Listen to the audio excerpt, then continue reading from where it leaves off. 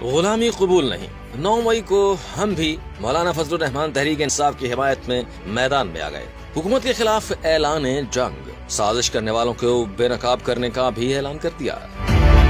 मुफ्ती महमूद मरकज पेशावर में मुनक़दा तंजीमी इजलास से वीडियो लिंक में खिताब करते हुए मौलाना फजलुर रहमान ने कहा कि 9 मई को पेशावर में जमीयत उलमाए इस्लाम के आइंदा लाहे अमल का ऐलान किया जाएगा। 2018 में भी बदतरीन धांधली हुई और आज 2024 में भी वही ड्रामा रचाया जा रहा है। कल धांधली के लिए आवाज उठाने वाले आज धांधली पर खामोश क्यों हैं? इख्तिदार की जंग लड़ने वालों ने धांधली से इख्तिदार हासिल किया। हम गुलामी किसी तौर कबूल नहीं करेंगे। ऐवान आवर पार्लियामेंट से JUI को दूर रखने वाले सुन लें, हम मैदानों में आपके जुल्म और जबर के खिलाफ आवाज उठाएंगे। गुज़श्ता 76 सालों से मुल्क को सियासी, मुआशी और जमहूरी तौर पर नाकाबिले तलाफी नुकसान पहुँचाया गया। हम मुल्क बचाने के लिए निकले हैं और आज़ादी की तहरीक के जरिए मुसल्लत निज़ाम का खात्मा करके हकीकी जमहूरियत बहाल करेंगे।